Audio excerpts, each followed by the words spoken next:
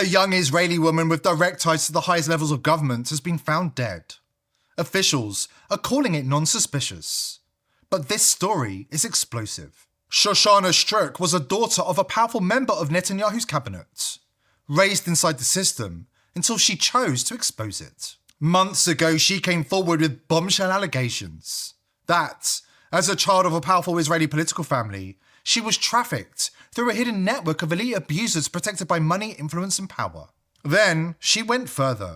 She confirmed that Jeffrey Epstein isn't dead, that his death was staged and he was expatriated to Israel, that he was an intelligence asset, that he's still operating in the shadows, moving among the same powerful circles she said destroyed her childhood. On Sunday, she was found dead, in very suspicious circumstances.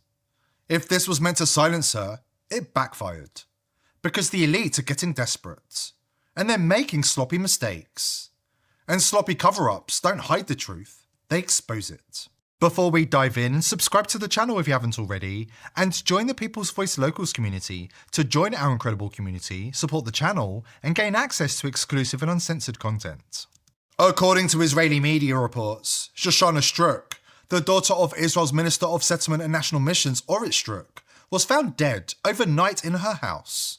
Authorities say the 34-year-old's body was transferred to a forensic institute to determine the cause of death. The authorities have opened an investigation, with initial reports suggesting suicide, though the circumstances surrounding her death remain unclear.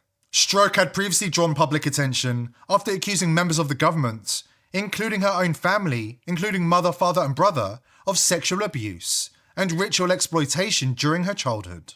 In a video released last year, she alleged that she had been taken to paedophilia rituals from a very young age and subjected to systematic abuse. היי, אני שושנה סטרוק, גדלתי ביישוב היהודי בחברון. אחי מגיל 2.5, ההורים שלי היו לוקחים אותי לטקסים פדופיליים, שבהם כמו אילפו אותי, תכנתו אותי באמצעות סמים, באמצעות היפנוזה, באמצעות פגיעות מיניות, ובעצם הם יצרו אצלי כל מיני חלקים, כל מיני זהויות. החל מגיל 13 אבא שלי התחיל לסרסר בי בתל אביב, עשה עליי כסף מה שנקרא. הפגיעות המשיכו עד גיל די מאוחר. בעצם מה שקרה עכשיו זה שאפילו שכבר פרסמתי את זה ואפילו שכבר סיפרתי, אבא שלי ממשיך לפגוע בי. הוא הגיע לדירה שלי, ואני שכרתי דירה באופן עצמאי, גרתי לבד. הוא הגיע לדירה ופגע בי שוב. הוא הביא איתו גם עוד בן אדם. את הבן אדם הזה הוא בעצם מכשיר כדי שיוכלו להמשיך לסרסר בי גם אחרי שאבא שלי ימות. כי ככה זה עובד, הם מעבירים את זה ככה דורות בין הדורות, את הפגיעה, את הסרסור, את הניצול המיני של ילדים, את הניצול המיני של נשים. מאז הפגיעה האחרונה עזבתי את הדירה שלי, אין לי בית.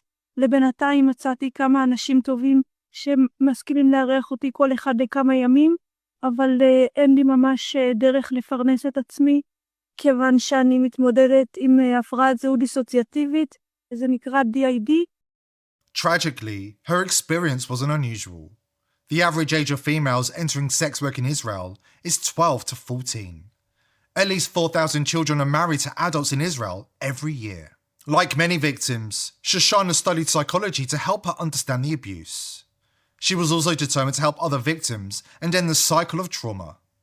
מאוד אשמח לכל עזרה כדי שאני אוכל להגשים את החלום שלי ולעזור גם לנשים אחרות שעברו פגיעות טקסיות. אמנם אני עכשיו במצב קשה, אבל בהשכלה שלי אני למדתי פסיכולוגיה ויש לי חלום לעזור לאנשים אחרים שעברו פגיעות טקסיות. אני אשמח לכל עזרה. תודה רבה לכם. She later returned to Israel to file an official police complaint and requested protection, saying she feared threats from powerful individuals connected to the crimes. היי, רציתי לשתף משהו אחרי תקופה ארוכה שאני סוחבת את זה עם עצמי. קוראים לי שושנה סטרוק. אני עברתי פגיעה מינית בילדות על ידי שני ההורים שלי.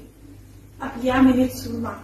זה אומר שזה בעצם שימש לפורנוגרפיית ילדים. אני גם נפגעתי מינית בתור ילדה, אבל גם בעצם כנראה שאני נמצאת כרגע תחת איומים של גורמים עבריינים יותר גדולים. אני מאוד לא מבינה בעולם הזה. אני מרגישה מאוימת. אני הגשתי תלונה במשטרה על ההורים שלי לפני שיצאתי מהארץ. עכשיו חזרתי בבעלה לארץ כי הבנתי שאני בעצם מאוימת על ידי גורמים עבריינים. Her mother, Orit Struk, a minister in Benjamin Netanyahu's government, confirmed the death on social media, writing that her heart is broken over the passing of her daughter. It's worth pointing out that her mother did not support her daughter while she was blowing the whistle on the elite paedophile ring operating at high levels in Israeli society. Instead, her mother described her as mentally ill. Given everything we've learned through the Epstein files in the 12 months since Shoshana came forward to blow the whistle, ask yourself, who do you believe? The young woman who risked everything to expose the elite's paedophile ring and Israel's most powerful politicians, or the mother who serves in Netanyahu's cabinet? The same government that's driving the world towards World War III, just as Shoshana warned they would, to distract the world from the damning revelations in the Epstein files. Stay tuned. What you're about to see could blow the lid off the network and bring the untouchable down with it. Today's sponsor is pillsforever.com. If you think Big Pharma have your best interests at heart, think again. The price of medicine in America has skyrocketed, and there are certain medicines Big Pharma don't want you to know about. That's why I've partnered with pillsforever.com. All of their FDA-approved medicines are the cheapest you'll find anywhere.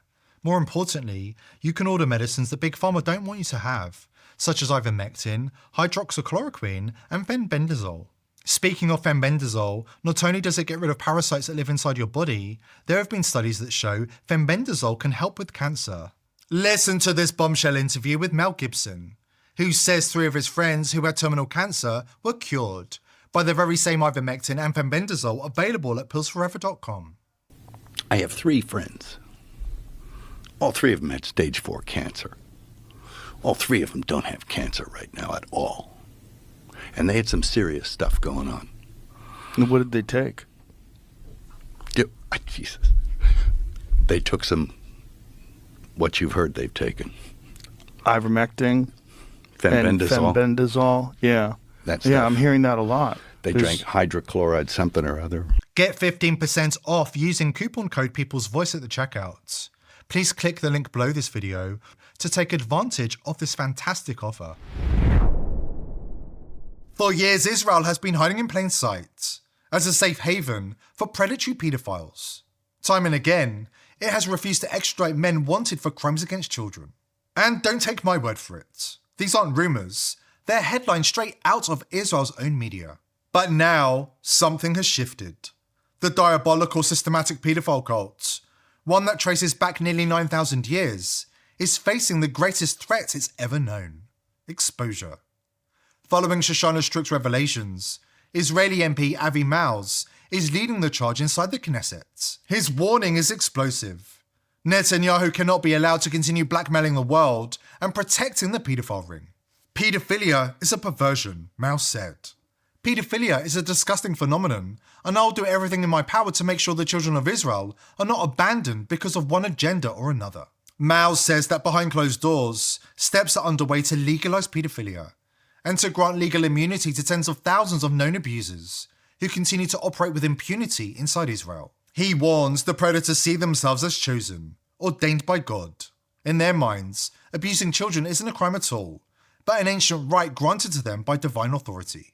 Victims like Shoshana Struk are now stepping forward with horrific stories of abuse. Stories that are being systematically buried by the Netanyahu government. And the recent investigation by Israel Hayom into the ritual gang by, again, members of the educational community, the religious instruction community, so rabbis, leaders of the community, family members and relatives. This is another very important point to be made. And many of these gangs were conducted under some kind of macabre religious ceremony where the child was offered up as sacrifice for redemption for those performing the gang And in many cases, from what I read from the testimonies, children were told that if they didn't offer themselves up for this ritual sacrifice, and then another child from the family would be taken in their place. So it's a complete destruction of a child's mental state and their emotional and spiritual state. Which brings us to Epstein, because according to investigators, what we're seeing in Israel isn't isolated. It's part of a coordinated, systematic network, a machine that runs through globalist power structures, including the World Economic Forum, designed to normalize the unthinkable: paedophilia, ritual abuse, murder, and blackmail. Let's go to the Attorney General. Did she fail to prosecute Epstein and others for crimes committed under her jurisdiction when she was the Attorney General of the state of Florida? She did. Well, it's hard to know how much her arm was twisted. Everybody except for Donald Jr., I guess, in those clips, when they were asked, what's important to you? What did they say? Their relationship with Israel. That's all they care about. They probably looked at the list, found out it went back to Israel, and that was it. The list was gone. And the list was gone the day Netanyahu came to visit again. He said, get rid of it. What is the connection to Israel? Was Epstein a Mossad asset? 1,000% he was. First off, Epstein did not create this compromise ring. He walked into a pre-existing nexus. They've been doing this. And if anybody's like, oh, our greatest ally, would Israel really run an operation that included child? Israel shoots children. Israel shoots people in line begging for food. And Israel is the go-to haven for pedophile refugees. They all know if you get caught, you can flee to Israel and get away with it. Epstein wasn't an anomaly. He was one of many. The disturbing mindsets underpinning these crimes come straight from Talmudic teachings that rabbis use to excuse abuse, keep victims silent, and justifies Israel's trafficking in adrenochrome industries. Rabbi Yeshoshua B. Gordon makes it disturbingly clear.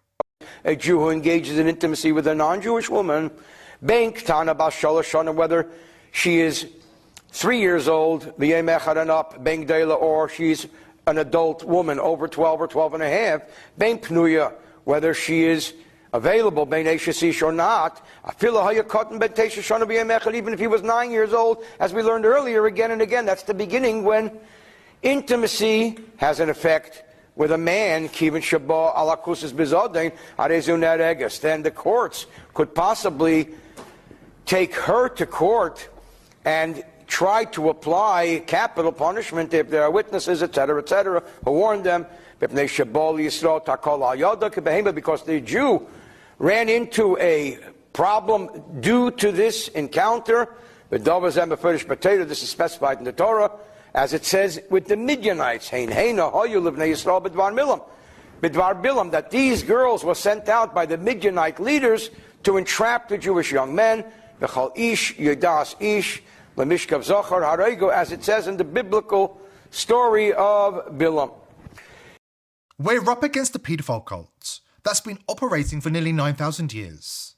One that's hijacked the mainstream media, corrupted Hollywood, and is flooding the world with its poison. Another generation is being stolen in plain sight.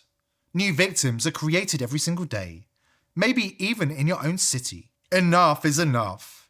This trafficking empire, this adrenochrome machine, must be ripped out, root and branch. No more hiding, no more excuses, no more looking the other way. The time to act isn't tomorrow, it's right now. Because the elite are desperate, and Netanyahu and his spy agencies have repeatedly declared war on Americans. This is not a drill. You are already targeted. One VPN has never bowed to Mossad or the WEF. VP.net.